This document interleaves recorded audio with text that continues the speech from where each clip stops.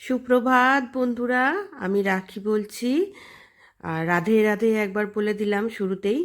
সকালবেলা খুব ভোরবেলায় উঠে বাড়ির সমস্ত বাসি কাজ সেরে পুজো দিয়ে চলে এসেছি একদম ওপরে। আজকের ভিডিওটা হচ্ছে রবিবারের ভিডিও, দিতে একটু দেরি হয়ে গেল। এডিটিং করা বাকি ছিল, এডিটিং করে তারপর ভিডিওটা আজকে ছাড়লাম। আর সকালবেলা ঘুম থেকে উঠে ভাবলাম কি করব আজকে, একটু ফ্রাইড রাইস আর আলুর দম করব। তাই চালটা ভিজিয়ে রাখলাম। আর টিফিন তো করতেই হবে, রুটি আলু চচ্চড়ি আর সাথে দেবো আম, এই দিয়ে সকালবেলার আজকে টিফিন হবে। আর ওটাই আমরা সবাই প্রসাদ হিসাবেই পাবো। আর আজকে বাজারে গিয়েছিল, রবিবার, বললাম একটু যাও তাড়াতাড়ি বাজারে যাও, বাজার থেকে একটু আম কিনে এনেছিল।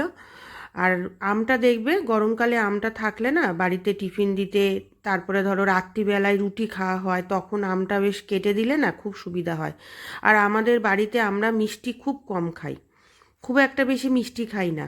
ওই পূজা আশ্রা হলো তখন একটু মিষ্টি এনে দিলাম, ব্যাস, তারপরে আর বেশি মিষ্টি খাওয়া হয় না। আগে জানো তো খুব মিষ্টি খেতাম, কিন্তু এখন ইদানিং আর মিষ্টি খাই না। আর মিষ্টি খেলে প্রচণ্ড অম্বল হয়, আর মিষ্টি খেলে আবার একটু মোটা হওয়ার প্রবণতা থাকে, যার জন্য মিষ্টিটা না একদম বাদ দিয়েছি খাবারের থেকে। আর ফ্রাইড রাইস করবো বললাম, সেই জন্য ফ্রাইড রাইসটা না আজকে একটু অন্যরকমভাবে করবো। ওই গরম জলের মধ্যে প্রথমে নুন দিয়ে সবজিগুলো দিয়ে দিলাম, কিশমিশ কাজু বাদাম সব দিয়ে দিয়েছি। তারপরে যখন টকবক করে জলটা বেশ ফুটলো, ভিজিয়ে রাখা চালগুলো প্রায় 2 থেকে 3 ঘন্টা ভিজিয়ে রেখেছিলাম, জানো তো, ইন্ডিয়া গেট চালগুলো খুব ভালো হয় এই দিয়ে ফ্রাইড রাইসটা। তা জলটা ঝারিয়ে নিলাম, হয়ে যাওয়ার পর দেখো খুব সুন্দর ঝরঝরে ভাত হয়েছে। এবার এর মধ্যে ফ্রাইড রাইস করার জন্য যে মশলাগুলো আছে ওগুলো পরপর দিয়ে দেবো। যেরকম চিনি দেবো, গোলাপ জল দেবো। তারপরে না আজকে ফ্রাইড রাইসে যে 6-7 রকমের আমি যে মশলাটা দিই সেটা দেবো না, আজকে দেবো জয়িত্রী আর জারফল।